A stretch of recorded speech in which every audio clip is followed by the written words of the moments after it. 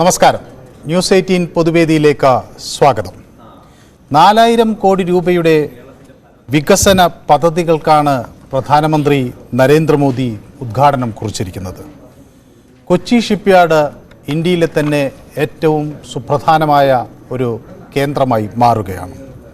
ഒപ്പം തന്നെ തിരഞ്ഞെടുപ്പ് പടിവാതിൽക്കൽ എത്തി നിൽക്കുന്ന സാഹചര്യത്തിൽ അതിന് ആവശ്യമായ തയ്യാറെടുപ്പുകൾ നടത്താനും പ്രവർത്തകരോട് പ്രധാനമന്ത്രി ആഹ്വാനം ചെയ്തു.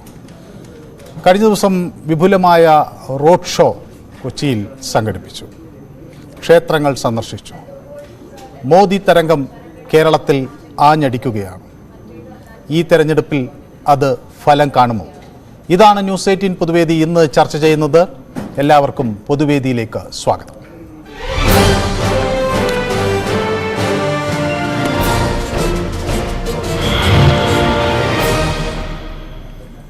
ആദ്യ കോളർ ആലത്തൂരിൽ നിന്ന് ശ്രീ മോഹൻദാസ് ആണ്. ശ്രീ മോഹൻദാസ്, അങ്ങക്ക് എന്തു തോന്നുന്നു? വികസന പദ്ധതികൾ പ്രഖ്യാപിക്കുന്നു, ക്ഷേത്രങ്ങൾ സന്ദർശിക്കുന്നു, വിവാഹത്തിൽ പങ്കെടുക്കുന്നു, വധൂവരന്മാരെ ആശീർവദിക്കുന്നു, പ്രധാനമന്ത്രി ഒരു ചർച്ചാ വിഷയമാകുന്നു. തെരഞ്ഞെടുപ്പിൽ ഇതെങ്ങനെ പ്രതിഫലിക്കുമെന്നാണ് ശ്രീ മോഹൻദാസ് കരുതുന്നത്? തീർച്ചയായിട്ടും മോദിയുടെ ഇന്നത്തെ സന്ദർശനം, പിന്നെ 3-ാം തീയതി വന്ന സന്ദർശനം, ഇതൊക്കെ കേരളത്തിനൊന്ന് ഒരു ഇളക്കം കൊടുക്കുന്നുണ്ട്. അതുപോലെ തന്നെ BJP പ്രവർത്തകരിൽ ഒരു ആത്മവിശ്വാസം ഉണ്ടാക്കിയിട്ടുണ്ട്. ഇതൊരു ചെറിയൊരു ഉറക്കമായിരുന്നു കേരളത്തിനെ സംബന്ധിച്ചിടത്തോളം. കേവലം ഒരു 0 സീറ്റിൽ നിന്ന് 1 സീറ്റ് നേടി ഇപ്പൊ 303 സീറ്റിലേക്ക് എത്തി നിൽക്കുന്നത്. അതൊക്കെ മോദിയുടെ പ്രഭാവം തന്നെ അവിടെ കേന്ദ്രത്തിൽ. പിന്നെ കേന്ദ്രത്തിൽ ഭരിക്കാൻ കഴിവുള്ള അദ്ദേഹം തന്നെയുള്ളൂ. അദ്ദേഹത്തിനെതിരായിട്ട് ആരാ നിൽക്കാൻ പോണപ്പോൾ? ഈ ഇന്ത്യ മുന്നണിയിൽ ആരുണ്ട്? ഞാൻ വേറൊരു കാര്യം പറയാം. ഇപ്പോ തൃശ്ശൂര് ഒരു സീറ്റാണ് ഞാൻ എന്റെ മനസ്സിൽ കാണുന്നത്. തീർച്ചയായിട്ടും അത് അവിടുന്ന് സുരേഷ് ഗോപി ആണ് എന്നാണ് പറയുന്നത്. അദ്ദേഹം ജയിച്ചു പോയാൽ തീർച്ചയായും കേന്ദ്രമന്ത്രിയാണ്. ബാക്കി ഇവിടുന്ന് ആരെങ്കിലും പോയി കഴിഞ്ഞാൽ 20 ആൾക്കാർ പോയി നോക്കിയാൽ പ്രതിപക്ഷത്തിരിക്കാനല്ലാണ്ട് എന്തിനു സാധിക്കും? വെറുതെ കേന്ദ്രത്തിന്റെ കുറ്റം പറയാ. പിന്നെ നാരായണത്ത് ഭ്രാന്തന്റെ മറ്റേ മന്ത് പോലെയാണ് ഈ കേരളത്തിലെ കാര്യം. ഒന്ന് ഇടത്തേക്കാലിലും മന്ത്, അത് മാറിക്കഴിഞ്ഞാൽ വലത്തേക്കാലിലും മന്ത്. അല്ലാണ്ട് ഇപ്പൊ നമുക്ക് എന്ത് ഗുണം ഉണ്ടാവുന്നത്? ഈ മുകളിലേക്ക് നാരായണത്ത് ഭ്രാന്തൻ കല്ല് ഏറ്റി കൊടുത്തിട്ട് ആ കല്ലിനെ താഴേക്കിടുന്നു. അത് അധികാരിയാണ്, അധികാര വർഗമാണ് മുകളിൽ നിൽക്കുന്നത്, ഭരണകർത്താക്കള്. താഴെയിടുന്ന കല്ല് നമ്മളെ പോലുള്ള ജനങ്ങള്. എന്നിട്ട് മുകളിൽ നിന്ന് കൈകൊട്ടിച്ചിരിക്കുക. അതാണ് ഇവിടെ ഉണ്ടായിരിക്കുന്നത്. യെസ്, വളരെ വ്യക്തമാണ് താങ്കളുടെ അഭിപ്രായം. ഇതയം മുരളി എന്നൊരു പ്രേക്ഷകൻ നമുക്കൊപ്പം ചേരുന്നുണ്ട്. ശ്രീ ഇതയം മുരളി, താങ്കൾ പൊതുരംഗത്തൊക്കെ ഉള്ള ഒരു ആളാണല്ലോ. എങ്ങനെ വിലയിരുത്തുന്നു ഈ സാഹചര്യത്തെ? നമസ്കാരം സാറേ. നമസ്കാരം. നമസ്കാരം. സാറേ, ഇപ്പൊ മോദി കേരളത്തിൽ വന്നെന്ന് കരുതി കേരളത്തിൽ വലിയ ഫലമൊന്നും BJPക്ക് ഉണ്ടാവില്ല. പിന്നെ അവർക്കുള്ള വോട്ടിന്റെ വർധനവ് ചിലപ്പോ ഉണ്ടാവും. വോട്ടിന്റെ വർധനവ് ഉണ്ടാവും. അതിന് കാരണം അപ്പൊ നേരത്തെ തന്നെ നമ്മളെ 1989 BP സിംഗ് പ്രധാനമന്ത്രിയായിട്ട് ഇരുന്ന സമയത്ത് കേരളത്തിൽ വന്നിട്ടുണ്ടായിരുന്നു. എന്നാൽ പിന്നീട് അതിനുശേഷം നടന്ന തെരഞ്ഞെടുപ്പില് കോൺഗ്രസിനാണ് വലിയ മുന്നേറ്റം ഉണ്ടായത്. അപ്പോ ഇപ്പൊ BJP ഇവിടെ കേരളത്തിലെ കാര്യം പോട്ടെ, അവർ ദേശീയ തലത്തിൽ അധികാരത്തിൽ വന്നത് ഉത്തർപ്രദേശിലെ രാമക്ഷേത്രത്തിന്റെ പേര് പറഞ്ഞാണ് ആദ്യം വന്നത്. ശരിക്കും പറഞ്ഞാൽ അത് സുപ്രീം കോടതി, നമ്മുടെ ബഹുമാനപ്പെട്ട സുപ്രീം കോടതിയാണ് അവിടെ ക്ഷേത്രം നിർമ്മിക്കാനുള്ള സാഹചര്യം സംജാതമാക്കിയത്. യഥാർത്ഥത്തിൽ BJP അല്ല. പക്ഷേ BJP അത് മുതലെടുക്കുകയാണ് ചെയ്തത്. ആ സാഹചര്യം വെച്ച് മനസ്സിലാക്കി നോക്കുമ്പോ കേരളത്തിൽ BJPക്ക് മുന്നേറ്റം ഉണ്ടാക്കാൻ കഴിയത്തില്ല. വളരെ വ്യക്തമാണ് താങ്കളുടെ അഭിപ്രായം. സൂപ്പി എന്നൊരു പ്രേക്ഷകൻ വെള്ളമുണ്ടയിൽ നിന്ന് നമുക്കൊപ്പം ചേരുന്നുണ്ട്. ശ്രീ സൂപ്പിക്ക് എന്ത് തോന്നുന്നു? രാഷ്ട്രീയപരമായി ഒരു ആത്മവിശ്വാസം BJP കേന്ദ്രങ്ങളിൽ വർദ്ധിച്ചിട്ടുണ്ടോ? കേരളത്തില് നരേന്ദ്രമോദി താമസിച്ചിട്ടും കാര്യമില്ല. കാരണം ഒരുപാട് പ്രാവശ്യം നരേന്ദ്രമോദി കഴിഞ്ഞ തെരഞ്ഞെടുപ്പൊക്കെ വന്നതാ. കണ്ടല്ലോ നമ്മൾ കേരളത്തിൽ ഒറ്റൊരു BJPക്കാരനെ അധികാരത്തിൽ ഒരു MP സ്ഥാനത്തോ MLA ആക്കാൻ കഴിഞ്ഞിട്ടില്ല. പിന്നെ ന്യൂസ് 18 ചാനലിൽ കുറെ ദിവസമായി ഈ BJPയും നരേന്ദ്രമോദിയും മറ്റേ ശിവക്ഷേത്രവും എന്നൊക്കെ പറഞ്ഞിട്ട് കൂടുന്നത്. സുരേഷ് ഗോപി എന്താ അതിന്റെ കാര്യം? ന്യൂസ് 18 ഇതെല്ലാം ചർച്ച ചെയ്യുന്നത്, പല കാര്യവും ചർച്ച ചെയ്യാറുണ്ടല്ലോ. എന്താ ചർച്ച ചെയ്യേണ്ടത്? അതെന്താ അങ്ങനെ? എന്താ ചർച്ച ചെയ്യാത്തത്? എന്താണ്? നിങ്ങൾ പല കാര്യവും ചർച്ച ചെയ്യുന്നുണ്ട് ഇവിടെ കേരളത്തില്. നിങ്ങൾ ന്യൂസ് 18 ഇത് മാത്രമാണ് ചർച്ച ചെയ്യുന്നത്. നരേന്ദ്രമോദി വരെ എത്ര ദിവസമായി നിങ്ങൾ ജാവും പകരം ഇത് ചർച്ച ചെയ്യുന്നത്? അല്ല, ഞങ്ങൾ എല്ലാ വിഷയവും ചർച്ച ചെയ്യുന്നുണ്ട്. പിന്നെ ഈ രാജ്യത്തിന്റെ പ്രധാനമന്ത്രി ഇവിടെ വരുമ്പോൾ അതൊരു വാർത്തയല്ലേ? എല്ലാ ചാനലുകളും അതല്ലേ കൊടുക്കുന്നത്. നമ്മൾ മറ്റ് ചാനലും അല്ല, അങ്ങനെയല്ല. അത് എനിക്ക് തോന്നുന്നത് താങ്കൾക്ക് വലിയ തെറ്റിദ്ധാരണ ഉണ്ടായിരുന്നു. വാർത്ത എന്നത് അന്ന് നടക്കുന്ന പ്രധാനപ്പെട്ട സംഭവങ്ങളാണ്. ഇപ്പം നിങ്ങൾ ഇന്നത്തെ പത്രം എടുത്ത് നോക്കിയാൽ എല്ലാവരുടെയും ഒന്നാം പേജിൽ എന്താണ് വാർത്ത വരുന്നത്? അത് അല്ല, മറ്റുള്ള ചാനൽ ഇതുപോലത്തെ ചർച്ചകളില്ലല്ലോ. എല്ലാവരും ചർച്ച ചെയ്യുന്നുണ്ടെന്നാണ് വിചാരിക്കുക. പിന്നെ ഓരോരുത്തർക്ക് അവരുടേതായ കാര്യങ്ങൾ, ഓരോരുത്തർക്ക് അവരുടേതായ ഒരു രീതി ഉണ്ടാകും. ഞങ്ങൾ വിചാരിക്കുന്നത് പ്രധാനമന്ത്രി കേരളത്തിൽ വരികയും 4000 കോടി രൂപയുടെ ഒരു വികസന പദ്ധതി ഇവിടെ പ്രഖ്യാപിക്കുകയും ചെയ്യുമ്പോൾ അത് പ്രധാനപ്പെട്ട വാർത്തയാണ് എന്നാണ്. അതുകൊണ്ടാണ് അല്ല, പ്രഖ്യാപനം ആദ്യം പ്രഖ്യാപനം വരട്ടെ, പിന്നെ നമുക്ക് നടപ്പിലാക്കുന്നതിനെ കുറിച്ച് നടപ്പിലാക്കിയില്ല എന്ന് പറഞ്ഞ് നമുക്ക് ചർച്ച ചെയ്യാം. നടപ്പിലാക്കാതിരിക്കുമ്പോൾ ആ വിഷയം അങ്ങനെ ഉയർത്താം. ആദ്യം പ്രഖ്യാപിക്കട്ടെ, അങ്ങനെയല്ലേ? ഏതായാലും സൂപ്പി മറ്റൊരു പ്രേക്ഷകൻ കൂടി കാത്തു നിൽക്കുന്നതുകൊണ്ടാണ്. രത്നലാൽ എന്നാണോ പേര് പറഞ്ഞത്? വർക്കലിൽ നിന്നാണ് വിളിക്കുന്നത് അല്ലേ? അതെ അതെ. ശ്രീ രത്നലാൽ, താങ്കൾക്ക് എന്ത് തോന്നുന്നു? ഈ പ്രഭാവം എങ്ങനെ തിരഞ്ഞെടുപ്പിൽ പ്രതിഫലിക്കും? ഇല്ല, കൊച്ചിൻ ഷിപ്പ്യാർഡിന്റെ ഒരു വികസനം പറഞ്ഞത് ഏറ്റവും നല്ല കാര്യമാണ്. പാവപ്പെട്ട ജോലിയൊന്നും ഇല്ലാതെ നിൽക്കുന്ന ഒട്ടനവധി പേർക്ക് ജോലി കിട്ടാനുള്ള ഒരു ചാൻസ് ആണ്. ആ ഒരു ഡെവലപ്മെന്റ് നല്ല രീതിയിലാണ് കാണുന്നത്. അല്ലാതെ വന്നിട്ട് നമ്മള് തമിഴ്നാടൊന്നും അല്ല എംജിആറിനെ ജയിപ്പിച്ച കണക്ക് അല്ലെങ്കിൽ ജയലളിത ജയിപ്പിച്ച കണക്ക് കേരളക്കാര് വിഡ്ഢിയാണെന്നുള്ളത്. നമ്മൾ തമിഴ്നാട്ടുകാരെ അങ്ങനെ വിഡ്ഢികളെന്ന് വിളിക്കരുത്. അവര് വലിയ രാഷ്ട്രീയ തന്തൈ പെരിയാറിനെ പോലുള്ള രാഷ്ട്രീയ ആശയങ്ങൾ ഉയർത്തിപ്പിടിച്ചിട്ടുള്ള നാടാണ്. അവർക്കാണ് ഈ സിനിമാക്കാരെ ജയിപ്പിക്കുക എന്നുള്ളത്. നമ്മുടെ കേരളത്തില് സിനിമാക്കാരെ അതിനനുസരിച്ചുള്ള വികസന കാര്യങ്ങളും ഒരുപക്ഷെ എംജിആറും കരുണാനിധിയും ഒക്കെ അവിടെ നടപ്പിലാക്കിയിട്ടുണ്ട്. അതും ഒരു ഘടകമാണ്. അതേ കണക്കുള്ള വികസന കാര്യങ്ങളല്ല, നമുക്ക് അടിസ്ഥാനപരമായിട്ട് ആശയങ്ങളും രാഷ്ട്രീയ ചായവാനങ്ങളും ഒക്കെ ഉണ്ട്. പിന്നെ ബിജെപിക്ക് സഹതാപ തരംഗത്തിൽ 1-2 സീറ്റെങ്കിലും കിട്ടുമായിരുന്നു. പക്ഷെ അവർക്ക് ജനസ്വാധീനമുള്ള നേതാക്കന്മാര് ഇല്ല എന്നുള്ളതാണ് ഏറ്റവും വലിയ സത്യം. ഏതായാലും നമുക്ക് ചലച്ചിത്ര താരങ്ങളും ഒക്കെ സിനിമയിൽ നിന്നൊക്കെ രാഷ്ട്രീയത്തിലേക്ക് വരട്ടെ. ഇപ്പൊ നമ്മുടെ ഇന്നസെന്റ് വന്നു, മുകേഷ് വന്നു. അപ്പോൾ പല ആളുകളും അവരുടെ പ്രവർത്തനത്തിലേക്ക് അങ്ങനെയും എല്ലാ മേഖലയിൽ നിന്നുള്ള ആളുകൾ വരുമ്പോഴാണ് രാഷ്ട്രീയം പൂർണ്ണമാകുന്നതെന്ന് വിശ്വസിക്കുന്ന ഒരാളാണ് ഞാൻ. ഏതായാലും താങ്കളുടെ അഭിപ്രായത്തിന് വളരെ നന്ദി. രാജൻ എന്നൊരു പ്രേക്ഷകൻ എറണാകുളത്ത് നിന്ന് നമുക്കൊപ്പം ചേരുന്നു. ശ്രീ രാജന് എന്ത് തോന്നുന്നു? രാജൻ കഴിഞ്ഞ ദിവസം ഈ റോഡ് ഷോ ഒക്കെ കണ്ടിരുന്നോ? ശ്രീ രാജൻ? ഞാൻ കണ്ടായിരുന്നു. എങ്ങനെയുണ്ടായിരുന്നു? ജനങ്ങൾ ഇപ്പൊ പോരെ, ഇതിനെക്കാട്ടും നല്ലത് ഇപ്പൊ സുരേഷ് ഗോപി ഒറ്റക്ക് നടന്നാലും ഞാൻ വളരെ സുരേഷ് ഗോപി കേരളത്തിൽ അല്ലെങ്കിൽ ജനങ്ങളൊക്കെ കൂടും. 2, ഇനിയിപ്പോ പ്രാണപ്രതിഷ്ഠ നടക്കുന്ന സമയമാണല്ലോ സാറേ. ഇതിപ്പോ ഞാൻ വേറൊരു കാര്യം പറയാം. ഡിസംബർ 6 എന്നുള്ള സമയം നിങ്ങൾ മറക്കില്ലല്ലോ. ഡിസംബർ 6 എന്ന് പറഞ്ഞ ഡോക്ടർ അംബേദ്കർ ജന്മദിനം. ആ ദിവസം തന്നെ തെരഞ്ഞെടുത്തുകൊണ്ട് ഇവര് ബാബറി മസ്ജിദ് എന്ന് പറഞ്ഞ ആ മഹത് പള്ളി പൊളിച്ചുകൊണ്ടാണ് ഈ ഒരു പരിപാടിയിലേക്ക് പോകുന്നത്. അത് തീർച്ചയായിട്ടും ഹിന്ദു സമുദായത്തിൽ നിന്നല്ല BJP അതൊരു ശാപമാണ്. എന്നേക്കുമായി BJP ഇല്ലാതാകാൻ പോവുകയാണ് ഈ പ്രഭാവം കാണുമ്പോൾ. ഞാൻ പറയണേ, ഞാനൊരു പുലയനാ. ഞങ്ങളുടെ നോവ്, മുസ്ലിങ്ങളുടെ നോവ്, ഇതുപോലെ തന്നെ നീതിയുടെ നോവുണ്ട്. ആ നീതിയുടെ നോവും സത്യത്തിന്റെ നോവൊക്കെ ഇവർക്ക് ഈ തിരിച്ചടി സമയം സമാഗ്രഹമായിരിക്കാണ് സാറേ. ഇതെന്റെ ഉള്ളിൽ നിന്ന് പറയുന്ന. യെസ്, വളരെ വ്യക്തമാണ് ശ്രീ രാജൻ. വളരെ നന്ദി അവിടെ നിന്ന് വിളിക്കുക, അഭിപ്രായം പങ്കുവയ്ക്കുകയും ചെയ്തതിന്. അബ്ദുറഹ്മാൻ എന്നൊരു പ്രേക്ഷകൻ ദുബൈയിൽ നിന്ന് നമുക്കൊപ്പം ചേരുന്നുണ്ട്. ശ്രീ അബ്ദുറഹ്മാൻ, ഈ പ്രവാസികളൊക്കെ സുരേഷ് ഗോപിയുടെ മകളുടെ വിവാഹവും അതുമായി ബന്ധപ്പെട്ട കാര്യങ്ങളൊക്കെ അവിടെ ചർച്ച ചെയ്യുന്നുണ്ടോ? അതിൻ്റെ ദൃശ്യങ്ങളൊക്കെ കാണുന്നുണ്ടോ? എന്ത് പറയുന്നു അവരെല്ലാം പ്രധാനമന്ത്രിയുടെ സന്ദർശനം? എന്ന് പറഞ്ഞു കഴിഞ്ഞാൽ സുരേഷ് ഗോപിയുടെ ആ ചർച്ച തന്നെ. കാരണം എന്ന് പറഞ്ഞു കഴിഞ്ഞാൽ ഈ ഹിന്ദു സമുദായ ഇതിൽ പെട്ടതെന്ന് പറഞ്ഞു കഴിഞ്ഞാൽ 4 ദിവസം അവരുടെ ഈ കല്യാണത്തിന് നിശ്ചയിക്കുന്നത് കാണുന്നത് അത് എന്ന് പറഞ്ഞു കഴിഞ്ഞാൽ അവരിൽ വെച്ച് ഏറ്റവും വലിയൊരു വിശ്വാസം അതാണ്, നാളും സമയവും.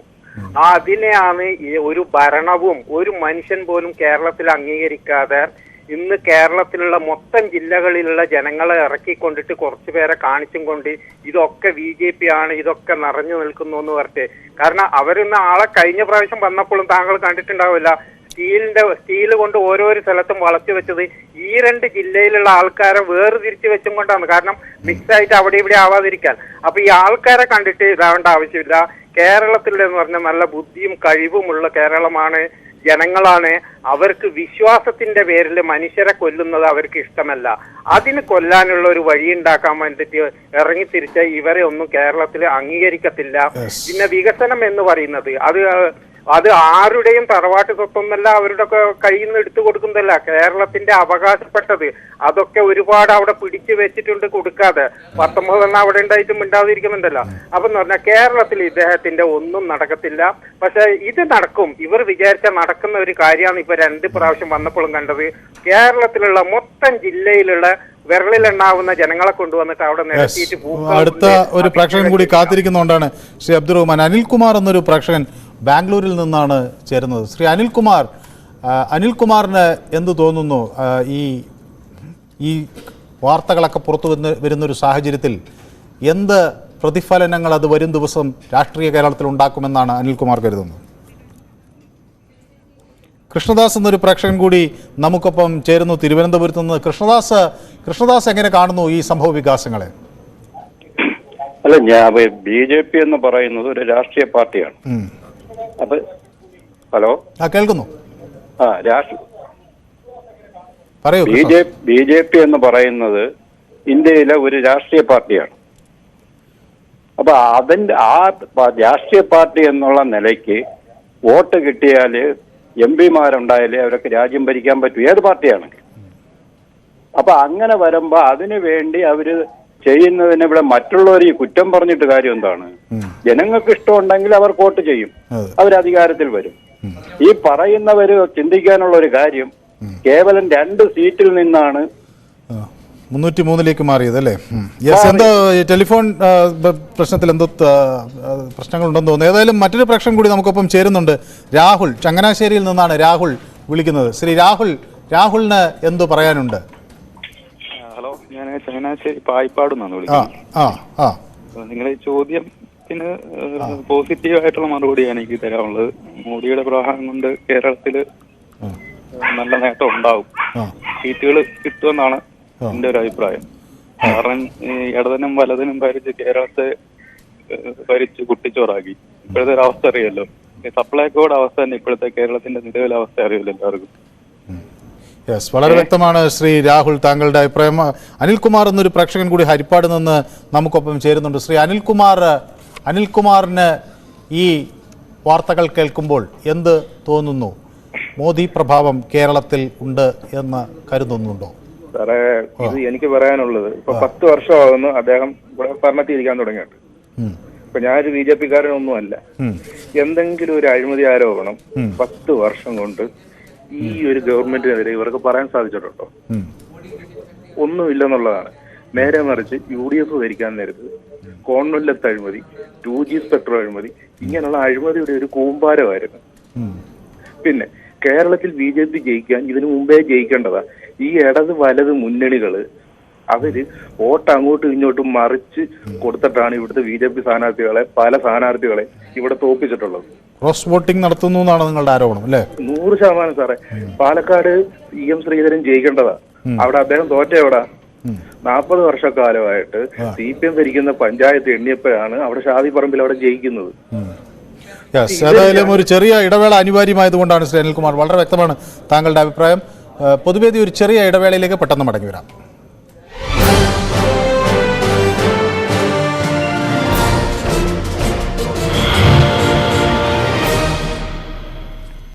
പൊതുവേദി തുടരുന്നു. കൊയിലാണ്ടിയിൽ നിന്നൊരു പ്രേക്ഷകൻ നമുക്കൊപ്പം ചേരുന്നുണ്ട്, ശ്രീ റഷീദ്. പ്രധാനമന്ത്രി തുടർച്ചയായി കേരളത്തിൽ വരുന്നു, അത് 2ാം തവണ അടുപ്പിച്ച് വലിയ ഇടവേളകളില്ലാതെ അദ്ദേഹം എത്തുകയാണ്, മലയാളത്തിലൊക്കെ സംസാരിക്കുകയാണ്. അപ്പോൾ സ്വാഭാവികമായും ആളുകൾക്കിടയിൽ, പ്രവർത്തകർക്കിടയിൽ ഒരു വലിയ ആവേശം ഉണ്ടാകില്ലേ? ഇന്ന് അദ്ദേഹം പറഞ്ഞത് അദ്ദേഹത്തിൻ്റെ സഹപ്രവർത്തകരോട് നിങ്ങൾ ഈ പാർട്ടിയുടെ ജീവനാഡിയാണ് എന്നൊക്കെയാണ്. അപ്പോൾ സ്വാഭാവികമായും അത് ഒരു ആവേശത്തിരക്കെ വഴി വെക്കില്ലേ? അത് തെരഞ്ഞെടുപ്പിൽ പ്രതിഫലിക്കില്ലേ? ഇത് കേരളമാണ്, പ്രബുദ്ധ കേരളമാണ്. ജനാധിപത്യവും മതേതരത്വവും സഹോദര്യവും നിലനിൽക്കുന്ന, ഊത്തുലഞ്ഞു നിൽക്കുന്ന കേരളമാണ്. BJPക്ക് ഇവിടെ വേരുകളില്ല, BJP ഇവിടെ വളരുകയുമില്ല. ആ രീതിയിലുള്ള മണ്ണാണ് കേരളത്തിന്റെ മണ്ണ്. പിന്നെ വേറൊരു കാര്യം ആലോചിക്കേണ്ടത് എന്താന്ന് വെച്ചാല് സുരേഷ് ഗോപിയെ മുന്നിൽ നിർത്തിക്കൊണ്ടാണ് BJP വരുന്നത്. സുരേഷ് ഗോപിയെ കുറിച്ച് ഇപ്പോൾ കേരളീയ പൊതുസമൂഹം മനസ്സിലാക്കിയതാണ്. ഒരു ടെലിഫോണിൽ എന്തോ പ്രശ്നം സംഭവിച്ചെന്ന് എനിക്ക് തോന്നുന്നു. പ്രദീപ് എന്നൊരു പ്രേക്ഷകൻ തൃശ്ശൂരിൽ നിന്ന് നമുക്കൊപ്പം ചേരുന്നുണ്ട്. ശ്രീ പ്രദീപിന് എന്ത് തോന്നുന്നു ഈ ദൃശ്യങ്ങൾ എല്ലാം കണ്ടിട്ട്? മോദിയുടെ എഫക്ട് പഠിക്കുന്നതാണ് എന്റെ അഭിപ്രായം. മോദി എഫക്ട് ഉണ്ടാവുമെന്നാണ് കരുതുന്നത്. അതെ, തൃശ്ശൂര് വിജയിക്കുന്നതാണ് എന്റെ പ്രതീക്ഷ. പ്രദീപിന്റെ വീട് എവിടെയാണ്? തൃശ്ശൂർ എവിടെയാ വീട്? തൃശ്ശൂർ പഴുവിലാണ്. തൃപ്രയാറാണ്. യെസ്, വളരെ വ്യക്തമാണ് പ്രദീപിന്റെ അഭിപ്രായം. ശശിധരൻ എന്നൊരു പ്രേക്ഷകൻ കൂടി നമുക്കൊപ്പം ചേരുന്നുണ്ട്. ശ്രീ ശശിധരൻ തിരുവനന്തപുരത്ത് നിന്നല്ലേ വിളിക്കുന്നത്? ശ്രീ ശശിധരന് എന്ത് തോന്നുന്നു? പ്രധാനമന്ത്രി കേരളത്തെ സുരേഷ് ഗോപിയെ കൊണ്ട് നിർത്തിയിട്ടെന്ന് ഒരു കാര്യവുമില്ല. പണ്ട് കാലത്ത് പ്രേംനസീറിനെ ചിറയും കീഴിൽ നിർത്തിയത് നിങ്ങൾക്ക് ഓർമ്മയുണ്ടോ? ഇന്നസെന്റിനെ ഈ അടുത്ത് നിർത്തിയില്ലേ? മുകേഷിനെ നിർത്തിയില്ലേ? അതല്ല, ആ നസീർ ഭയങ്കര ഇതായിരുന്നു. സിനിമ നടന്റെ ഉപയോഗിച്ചു പോയെങ്കിൽ അയാളെ മച്ചമ്പിക്കാരൻ പിന്നെ തലേക്കുന്നിൽ ബഷീറാണ് മച്ചാ കൂടെ ഒന്ന് നെല്ല് സുഖമായിട്ട് ജയിക്കുമെന്ന് പറഞ്ഞു. ഒരു പേരിന് പോലും തോപ്പിച്ചു കൊടുത്ത പേരും പോയി. ഇപ്പൊ സുരേഷ്. യെസ്, വളരെ വ്യക്തമാണ് താങ്കളുടെ അഭിപ്രായം. ഫോണിൽ എന്തോ പ്രശ്നം സംഭവിച്ചു. ഉഷ എന്നൊരു പ്രേക്ഷക നമുക്കൊപ്പം ചേരുന്നത്. ഉഷ കണ്ണൂരിൽ നിന്നാണോ വിളിക്കുന്നത്? അതെ, കണ്ണൂർ ജില്ലയിൽ എവിടെ നിന്നാണ്? ഞാനിവിടെ കണ്ണൂര് ചൊവ്വേന്റെ അടുത്താണ്. ചൊവ്വ നഗരത്തിന്റെ അടുത്ത് തന്നെ അല്ലേ? ശ്രീമതി ഉഷയ്ക്ക് എന്ത് തോന്നുന്നു? ഈ മോദി പ്രഭാവം വരും തെരഞ്ഞെടുപ്പിൽ എങ്ങനെ പ്രതിഫലിക്കും എന്നാണ് ശ്രീമതി ഉഷ കരുതുന്നത്? നന്നായിട്ട് പ്രതിഫലിക്കുന്നു തന്നെയാ തോന്നുന്നത്. സുരേഷ് ഗോപി എന്തായാലും ജയിക്കാനുള്ള സാധ്യതയുണ്ട്. തൃശ്ശൂര്, കണ്ണൂരിലെ സാഹചര്യം എന്താണ്? BJPയുടെ കണ്ണൂര് എനിക്ക് അത്ര പറയാൻ കഴിയില്ല. കോൺഗ്രസും മാർക്സിസ്റ്റ് കമ്മ്യൂണിസ്റ്റും തന്നെയാ ഉള്ളത്. പക്ഷെ BJP ലോക്സഭാ തെരഞ്ഞെടുപ്പിൽ അവിടെ ആര് ജയിക്കുമെന്നാണ്, കണ്ണൂരിൽ ആര് ജയിക്കുമെന്നാണ് ശ്രീമതി ഉഷ ധരിക്കുന്നത്? CPM കോൺഗ്രസോ വരുമെന്നാണ് അല്ലേ? അല്ല, എനിക്ക് പൊതുവേ ഞാൻ എല്ലാ പാർട്ടി, എനിക്ക് പ്രത്യേകിച്ചൊരു പാർട്ടിയില്ല. പക്ഷെങ്കിലും ഞാൻ ഇങ്ങനെ ഇപ്പോഴത്തെ ഭരണം കാണുമ്പോൾ എനിക്ക് മനസ്സുകൊണ്ട് ഞാൻ വിചാരിക്കും ഒരു മാറ്റം ഉണ്ടായാൽ നല്ലതല്ലേ എന്ന്. പിന്നെ മോദിജി വന്നതിന് ശേഷം ഒരുപാട് നല്ലത് വന്നിട്ടുണ്ട്. സുരേഷ് ഗോപി വരുന്ന മന്ത്രിയായിട്ടും വന്നാലും നമുക്ക് കേരളത്തിന് കുറെ നല്ലത് വരൂലേ, വരുന്നു വിശ്വസിക്കുന്നു ഞാൻ. ഏതായാലും ഉഷയുടെ കാഴ്ചപ്പാടുകൾ, എല്ലാവിധ ആശംസകളും നേരുകയാണ് ഞാൻ. വളരെ നന്ദി വിളിക്കുകയും അഭിപ്രായം പങ്കുവയ്ക്കുകയും ചെയ്തതിന്. മാത്യു എന്നൊരു പ്രേക്ഷകൻ മല്ലപ്പള്ളിയിൽ നിന്ന് നമുക്കൊപ്പം ചേരുന്നുണ്ട്. ശ്രീ മാത്യുവിന് എന്ത് തോന്നുന്നു? തൃശൂർ സുരേഷ് ഗോപി എടുക്കുമോ? പ്രഭാവം എന്ന് പറഞ്ഞാല് കേരളത്തിൽ നിന്നും കുറച്ച് MP-മാരും കുറച്ച് MLA-മാരും ഉണ്ടെങ്കിൽ മാത്രമേ നമ്മുടെ നാട് ഫലം കാണുകയുള്ളൂ. ഇതാണ് അതിന്റെ സത്യം. ഇവിടുത്തെ ജനങ്ങൾക്ക് അതിനുള്ള തിരിച്ചറിവില്ല എന്നുള്ളതാണ് എനിക്ക് മനസ്സിലാക്കാൻ കഴിഞ്ഞത്. ഇവിടുത്തെ കേരളത്തിന്റെ വളർച്ചയെന്ന് പറയുന്നത് ഈ വിദേശ മലയാളികളുടെ ഫോറിൻ റെമിറ്റൻസ് കൊണ്ട് മാത്രം പച്ച പിടിച്ച് നടക്കുന്ന കുറെ കാര്യങ്ങളാണ് ഈ നാട്ടിൽ നടക്കുന്നത്. ഒരു മാറ്റം അത്യാവശ്യമാണ്. എനിക്ക് എത്ര പറയാനുള്ളൂ. വളരെ വ്യക്തമാണ് താങ്കളുടെ അഭിപ്രായം. ആനന്ദൻ പിള്ള എന്നൊരു പ്രേക്ഷകൻ ചേരുന്നുണ്ട് നമുക്കൊപ്പം. കൊല്ലത്ത് നിന്നാണ് ചേരുന്നത്. ശ്രീ ആനന്ദൻ പിള്ള, അങ്ങക്ക് എന്ത് തോന്നുന്നു? BJPക്ക് ഒരു നേട്ടമുണ്ടാക്കാൻ പ്രധാനമന്ത്രിയുടെ സന്ദർശനം വഴിവെക്കുമോ? പ്രധാനമന്ത്രിയുടെ സന്ദർശനം തീർച്ചയായിട്ടും BJPക്ക് അനുകൂലമായിരിക്കും. കാരണം എത്ര സീറ്റ് ജയിക്കുമെന്നാണ് ശ്രീ ആനന്ദൻ പിള്ള കണക്ക് കൂട്ടുന്നത്? ഒരു 4 സീറ്റിലെങ്കിലും ജയിക്കും പാർലമെന്റിൽ. ഒരു കാര്യം കൂടെ പറയട്ടെ. ഇപ്പൊ ഇവിടുന്ന് ജയിച്ച് ബാക്കി 2 പാർട്ടിയുടെ ആൾക്കാരെ പോയിട്ട് അവിടെ ഡൽഹി ചെന്നിട്ട് അവരെന്ത് ഇവിടെ നേടിയെടുക്കാൻ പറ്റുമെന്ന് ഈ പറയുന്ന ആൾക്കാരെ ചിന്തിക്കുന്നത്. അല്ല, പക്ഷെ അവര് ചെന്ന് ചോദിക്കുമ്പോഴും കൊടുക്കേണ്ടതല്ലേ? നമ്മുടെ പാർട്ടിയിലെ ആളുകൾ ചെന്നാലേ ഇത് കൊടുക്കൂ എന്ന് പറയുന്നത് ശരിയാണോ? ഒരു 20 പേര് എത്രയോ വർഷങ്ങൾ കൊണ്ട് പോയി. എന്നിട്ട് ഈ കേരളത്തിന് വേണ്ടി എന്തൊക്കെ ചെയ്തിട്ടുണ്ട്? ഇപ്പൊ ഈ 9 വർഷം കൊണ്ട് കേരളത്തിന് വേണ്ടി BJP ഗവൺമെന്റ് എന്തെല്ലാം ചെയ്തു തന്നു? പിന്നെ ഈ ടെലിഫോണിൽ കൂടെ വിളിക്കുന്ന ആൾക്കാരുടെ ആ പേരുകൾ കാണുമ്പോ അറിയാം അവരാരാണെന്നും. അവര് PSAയുടെ ഒരു വേറൊരു മുഖമാണ്. ശ്രീ ആനന്ദൻ പിള്ള, ഒരിക്കലും ആളുകളെ നമ്മൾ ആനന്ദൻപിള്ള അങ്ങ് ഉദ്ദേശിച്ചത് ഈ പേര് നോക്കി നമുക്ക് ആളുകളെ നിശ്ചയിക്കുന്നതിനപ്പുറത്ത് നിലപാടുകൾ നോക്കി നമുക്ക് ആളുകളെ നിശ്ചയിക്കാം. നമ്മൾ അല്ല പേര് നോക്കി ആളുകളെ നിശ്ചയിക്കുക എന്ന് പറയുന്നത് അത് ശരിയായ രീതിയല്ല. അത് ശ്രീ ആനന്ദൻപിള്ള എന്താ ഉദ്ദേശിച്ചതെന്ന് എനിക്ക് മനസ്സിലായി. ഇതൊരു പൊതുവേദിയല്ലേ, അപ്പൊ ആളുകൾ അവരുടെ അഭിപ്രായം പറയട്ടെ. എല്ലാവരും നമ്മളുടെ അഭിപ്രായങ്ങൾ എല്ലാവർക്കും ഉണ്ടാകണമെന്ന് ഇല്ലല്ലോ. അവര് വേറൊരു അഭിപ്രായം പറയട്ടെ. അതൊരു പ്രത്യേക പേരിന്റെയോ. നരേന്ദ്രമോദി കൊടുക്കുന്ന ഈ വികസനങ്ങളും ആനുകൂല്യങ്ങളും ജാതി നോക്കിയാണ് കൊടുക്കുന്നത്, അല്ലല്ലോ. അങ്ങനെയൊന്നും ഞാൻ പറഞ്ഞില്ല, അങ്ങനെയൊന്നും എനിക്ക് അഭിപ്രായം. ഇപ്പൊ സാറ് പറഞ്ഞല്ലേ പറഞ്ഞേ, ഈ വിളിക്കുന്ന ആൾക്കാരുടെ ചിന്താഗതി. അല്ല, ആളുകൾ ഇപ്പൊ ഒരു രാഷ്ട്രീയ കക്ഷിയാകുമ്പോൾ ചിലരതിനെ വിമർശിക്കും, ചിലരതിനോട് യോജിപ്പുണ്ടാകും. ആളുകൾ അവരുടെ അഭിപ്രായം പറയട്ടെ. അഭിപ്രായം പറഞ്ഞുകൊണ്ട് അഭിപ്രായം സാക്ഷ്യതയോടെ എന്തെല്ലാം വികസനങ്ങള് ലോകരാജ്യങ്ങളിൽ എന്തെല്ലാം നമ്മുടെ രാജ്യം തലയുയർത്തിയിരിക്കുന്നു. ഇതൊന്നും കാണാതെ ഇവിടുന്ന് ഒരു 20 MP അവിടെ പോയിട്ട് എന്തോ സാധിച്ചെന്നാ പറയുന്നേ ഈ പറയുന്ന ആൾക്കാര്. എന്തോ സാധിക്കും അല്ലെങ്കിൽ. യെസ്, ഏതായാലും മറ്റൊരു പ്രേക്ഷകൻ കൂടി നമുക്കൊപ്പം ചേരുന്നുണ്ട്. ശ്രീ മുഹമ്മദ് മഞ്ചേരിയിൽ നിന്നാണ് വിളിക്കുന്നത്. ശ്രീ മുഹമ്മദിന് എന്ത് തോന്നുന്നു, ഈ നേട്ടം രാഷ്ട്രീയ നേട്ടമാക്കാൻ BJPക്ക് കഴിയുമോ? നമസ്കാരമുണ്ട് സാറേ. ഈ നേട്ടം രാഷ്ട്രീയമായിട്ട് പ്രധാനമന്ത്രി ബഹുമാനപ്പെട്ട പ്രധാനമന്ത്രി ഇവിടെ വന്നു പോവുക, കല്യാണത്തിനും വന്നു, ഇനിയിപ്പോ ഇങ്ങനെ ഇടക്കിടക്ക് വരും. അത് രാഷ്ട്രീയമായിട്ടാണ് ഇപ്പോഴത്തെ പരിപാടി. അപ്പൊ ഈ രാഷ്ട്രീയമായിട്ട് വരികയാണ്. ഇവിടെ ഒരു സീറ്റ് എങ്ങാണ്ട് പോയാൽ അതായല്ലോ എന്നുള്ളവർക്കാം. അതിപ്പോ തൃശ്ശൂരിൽ നിന്ന് ഇപ്പോ നമ്മളെ ബഹുമാനപ്പെട്ട സിനിമാ നടനെ ഒപ്പം നടക്കാണ് ഇപ്പോ. അപ്പൊ കഷ്ടകാലത്തിന് ആദ്യത്തെ കിട്ടിയാലായി എന്നുള്ളത് വെച്ച് വേറെയൊന്നും ഒരു പ്രഭാവം ഉണ്ടാവില്ല കേട്ടോ. വളരെ വ്യക്തമാണ്. വടകരയിൽ നിന്നൊരു പ്രേക്ഷകൻ വിളിക്കുന്നുണ്ട്. പ്രസാദ് എന്നാണോ പേര് പറഞ്ഞത്? പ്രശാന്ത്. പ്രശാന്തിന് എന്ത് തോന്നുന്നു, രാഷ്ട്രീയ സാഹചര്യത്തിൽ എന്തെങ്കിലും ഗുണമുണ്ടാക്കാൻ തീർച്ചയായും മാറ്റങ്ങൾ വരും. അത് നമ്മളെ ജനങ്ങളെ മാറി ചിന്തിച്ച് തുടങ്ങിയിട്ടുണ്ട്. ഏകദേശം ഇവിടുത്തെ കാര്യങ്ങളൊക്കെ അറിയുന്നല്ലേ എല്ലാ കാര്യങ്ങളും. അത് ഒരു മാറ്റങ്ങൾ ചെറുപ്പക്കാരിൽ തന്നെ വളരെ നല്ല മാറ്റങ്ങളുണ്ട്. തൃശ്ശൂർ എന്താണെന്ന് തീർച്ചയായും കിട്ടും. അതിന് പുറമെ വടകരയിൽ എന്ത് സംഭവിക്കും? ഞാൻ ഒരു കൗതുകം കൊണ്ട് ചോദിക്കുകയാണ് ശ്രീ പ്രശാന്ത്. വടകരയിൽ എന്ത് സംഭവിക്കും? ആർക്കാണ് അവിടെ ഒരു മുൻതൂക്കമുള്ളത്? വടകരയിൽ എന്നാല് ഇടതുപക്ഷവും പിന്നെ UDFും ഇതാണ്. അപ്പൊ വടകരയില് സാധ്യത കുറവാണ്. മറ്റുള്ള സ്ഥലങ്ങളിൽ കുറച്ച് ഇതുണ്ട്. വളരെ വ്യക്തമാണ്. മലബാർ ഏരിയയിൽ കുറച്ച് കുറവാണ്.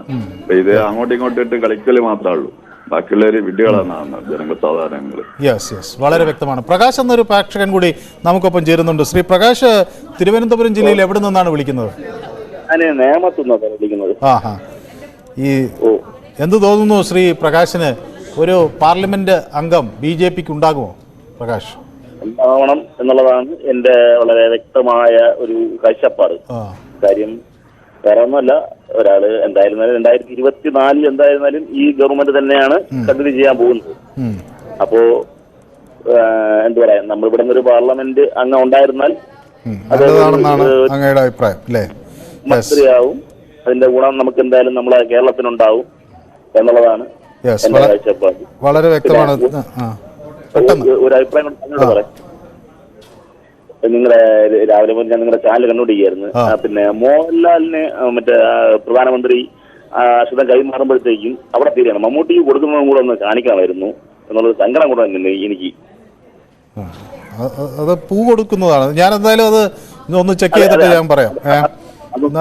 നിങ്ങൾ കാര്യം വേറെ ഒന്നുമല്ല, അവിടെ എത്തിയപ്പോഴത്തേക്കും ഞാൻ രാവിലെ മുതലേ കാണുന്നതാണ് നിങ്ങളുടെ ചാനൽ ന്യൂസ്. എന്ത് പറയാം, അത് കണ്ടുകൊണ്ടിരുമ്പോൾ എനിക്ക് ഭയങ്കര സങ്കടമായിട്ട് തോന്നിയായിരുന്നല്ലേ. മോഹൻലാൽ കൊടുക്കുന്നതോട് നിങ്ങൾ കട്ട് ചെയ്യണം. അത് മമ്മൂട്ടിക്കും കൂടെ അത് കൊടുക്കുന്നത് കാണിച്ചിരുന്നെങ്കിൽ നമുക്കൊരു സന്തോഷം തോന്നിയേനെ. വളരെ വ്യക്തമാണ് താങ്കളുടെ അഭിപ്രായം. മണികണ്ഠൻ എന്നൊരു പ്രേക്ഷകൻ ഒറ്റപ്പാലത്ത് നിന്ന് നമുക്കൊപ്പം ചേരുന്നുണ്ട്. ശ്രീ മണികണ്ഠന് എന്ത് തോന്നുന്നു, എന്ത് രാഷ്ട്രീയ മാറ്റം ഉണ്ടാക്കും പ്രധാനമന്ത്രിയുടെ തുടരെയുള്ള വരവ്? രാജേഷ് എന്നൊരു പ്രേക്ഷകൻ കൂടി നമുക്കിപ്പം കൊച്ചിയിൽ നിന്ന് ചേരുന്നുണ്ട്. ശ്രീ രാജേഷ്, ഈ റോഡ് ഷോ ഒക്കെ കണ്ടോ? രാജേഷ്, കണ്ടായിരുന്നു. എങ്ങനെയുണ്ട്? ജനത്തിരക്കുണ്ടായിരുന്നോ? ജനത്തിരക്കുണ്ട്. പക്ഷെ അത് ഒരു ജില്ലയിൽ മാത്രമല്ല, കേരളത്തിൽ ഇങ്ങോട്ടുള്ള പ്രവർത്തകരാണത്. ബസ് കൊണ്ടുള്ള അറേഞ്ച്മെന്റിൽ വന്ന പ്രവർത്തകരാണത്. ഒരു പ്രീ പ്ലാൻ പ്രവർത്തകര്. അത് ശരി. എന്ത് തോന്നുന്നു, ഒരു രാഷ്ട്രീയ മാറ്റത്തിനുള്ള കളം ഒരുക്കാൻ പ്രധാനമന്ത്രി കഴിയുമോ? സാധിക്കില്ല. കേരളത്തിലെ പ്രത്യേക രാഷ്ട്രീയത്തിൽ ബിജെപിക്ക് ഒരു ഹോപ്പ് ഇവിടെ ഇല്ല. യെസ്, വളരെ വ്യക്തമാണ് താങ്കളുടെ അഭിപ്രായം. സുരേന്ദ്രൻ എന്നൊരു പ്രേക്ഷകൻ കൂടി നമുക്കൊപ്പം തൃശ്ശൂരിൽ നിന്ന് ചേരുന്നുണ്ട്. ശ്രീ സുരേന്ദ്രന് എന്ത് തോന്നുന്നു, രാഷ്ട്രീയ മാറ്റത്തിന് കളമൊരുക്കാൻ പ്രധാനമന്ത്രിക്ക് കഴിയില്ലേ? നമസ്കാരം സാറേ. രാഷ്ട്രീയ മാറ്റത്തിന് ഇപ്പൊ തൃശ്ശൂരിനെ സംബന്ധിച്ച് നമ്മളിപ്പോ രണ്ട് കാൻഡിഡേറ്റിനെയാണ് നമുക്ക് തൃശ്ശൂർക്കാർക്ക് ഇപ്പോ നമ്മൾ കളത്തിലിറങ്ങി കണ്ടിട്ടുള്ളൂ. സുരേഷ് ഗോപി എന്നിട്ട് ഞാൻ പ്രതാപനാണെന്ന് പറയണു. പക്ഷെ ഇടതുപക്ഷത്തിന്റെ സ്ഥാനാർത്ഥി വി.എസ്. സുനിൽകുമാർ ആണെങ്കിൽ ഇവിടെ തൃശ്ശൂരില് എന്താ സംഭവിക്കുക എന്നുള്ളത് നമുക്ക് പ്രവചിക്കാനൊന്നും ഞാനില്ല. എങ്കിലും സുനിൽകുമാർ അഭിനയിക്കാൻ അറിയില്ല. സുനിൽകുമാറിന് ആ ഒരു കുറവ് സുനിൽകുമാറിനുണ്ട്. പക്ഷെ അദ്ദേഹം എല്ലാവരുടെ കൂടെ നിൽക്കുന്ന ഒരാളാണ്. ഈ സുരേഷ് ഗോപി എന്ന് പറഞ്ഞ കൊല്ലത്തുനിന്ന് ഇവിടെ വന്നിട്ട് മത്സരിക്കുന്നതാണ്. അങ്ങനെയുള്ള വ്യത്യാസമുണ്ട്. തൃശ്ശൂരിന്റെ ഏതൊരു സ്പന്ദനം അറിയാവുന്ന ഒരു ആളാണ് സുനിൽകുമാർ. അപ്പൊ സുനിൽകുമാറാണ് ജയിക്കേണ്ടത് അതോ സുരേഷ് ഗോപിയാണെന്നുള്ളത് ജനങ്ങൾ തീരുമാനിക്കില്ല. ജനങ്ങൾക്ക് വിട്ടുകൊടുക്കുക നമ്മള്. പക്ഷെ സുനിൽകുമാർ മോശമായിട്ടുള്ള സ്ഥാനാർത്ഥിയല്ല. സുനിൽകുമാർ ആണെങ്കിൽ നല്ലൊരു മത്സരം നടക്കും എന്നുള്ള ഉറപ്പ് യാതൊരു സംശയവും ഇല്ല. അപ്പൊ സുരേഷ് ഗോപിക്ക് ഈ പറഞ്ഞ ഇപ്പൊ സുരേഷ് ഗോപി മാത്രമേ കളത്തിൽ നിറഞ്ഞു നിൽക്കുന്നത്. അപ്പൊ ഇത് കഴിഞ്ഞിട്ട് ഈ സുനിൽകുമാർ കൂടി വരുമ്പോഴേ നമുക്ക് അംഗത്തട്ട് ചിത്രം വ്യക്തമാവുകയുള്ളൂ. ഏതായാലും വളരെ നന്ദി ശ്രീ സുരേന്ദ്രൻ തൃശ്ശൂരിൽ നിന്ന് വിളിക്കുകയും അഭിപ്രായം പങ്കുവയ്ക്കുകയും ചെയ്തതിന്. ഈ വിഷയം ഞങ്ങൾ യൂട്യൂബിലും ചർച്ചയ്ക്ക് വിധേയം ആക്കിയിരുന്നു. മോദി പ്രഭാവം കേരളത്തിൽ ഫലം കാണുമോ എന്നാണ് ചോദ്യം. ഏതാണ്ട് 70% ആളുകൾ ഇതിൽ വോട്ട് ചെയ്തവർ മോദി പ്രഭാവം കേരളത്തിൽ ഫലം കാണും എന്ന നിലപാടാണ് സ്വീകരിക്കുന്നത്. അതേസമയം 30% ആളുകൾ യാതൊരു പ്രഭാവവും ഈ റോഡ് ഷോയും പ്രധാനമന്ത്രിയുടെ സന്ദർശനവും ഉണ്ടാക്കില്ല എന്ന അഭിപ്രായവും രേഖപ്പെടുത്തുന്നു. ഇന്നത്തെ പൊതുവേദി ഇവിടെ സമാപിക്കുന്നു. നാളെ മറ്റൊരു വിഷയവുമായി വീണ്ടും കാണാം. നന്ദി.